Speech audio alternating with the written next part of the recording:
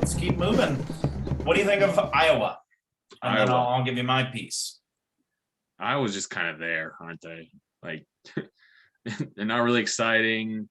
They seem to always be ranked like 21st, like consistently. Kirk Ferentz is a good coach. I mean, I don't think you could say he's a bad coach.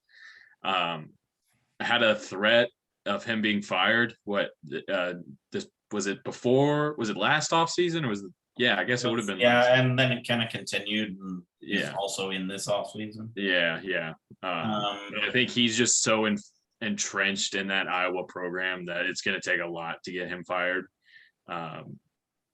And like 5 straight years of terrible football or something so egregious that the university just like, okay, we have to fire you. Yeah.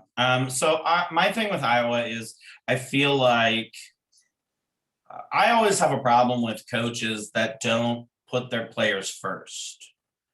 And I get that some players can be like a little bit whiny and like, coach, this coach coached me too hard, or like this coach is being too hard on me kind of thing. But the strength and conditioning guy that ended up getting hired at Jacksonville, there was just like quite a few complaints about him, and I don't understand why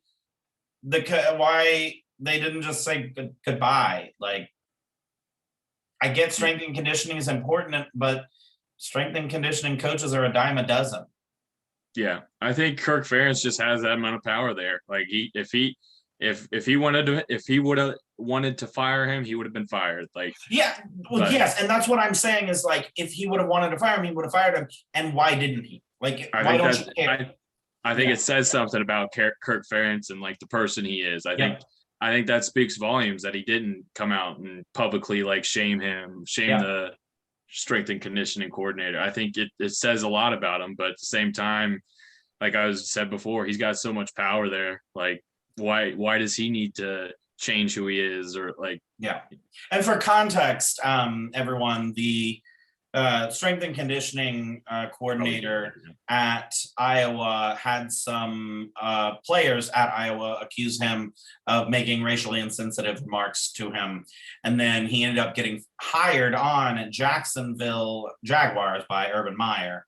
And that caused a big upstir at Jacksonville. If you haven't heard about any of this, that was something that happened.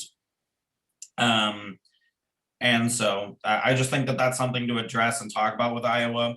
Yeah. I think Iowa has developed some really cool traditions, like the waves to the kids. Like that's something that just like you watch it every single week, and every single time it just makes your heart melt. Like it's so cool.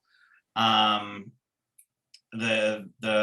how they built that hospital up there. And I don't know, for like the right player, I think that could be a kind of a recruiting tool. Like, oh, this university cares about that kind of thing. That could be used for that.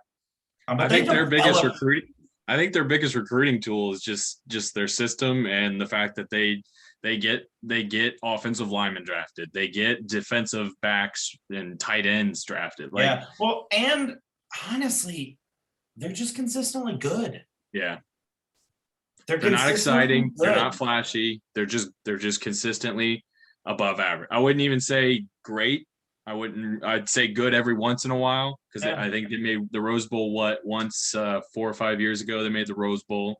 But it's not like they have winning seasons. I don't even know the last losing season that Iowa had, or even 500 season. So they're a good program. Yeah. And they're a winning program.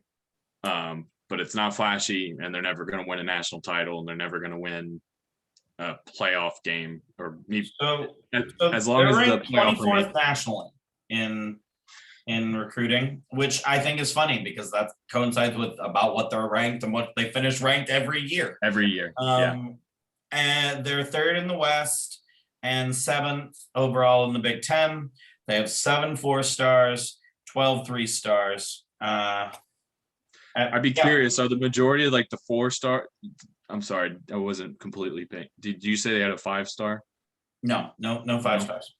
Are the majority of their 4-stars like offensive linemen and like defensive players?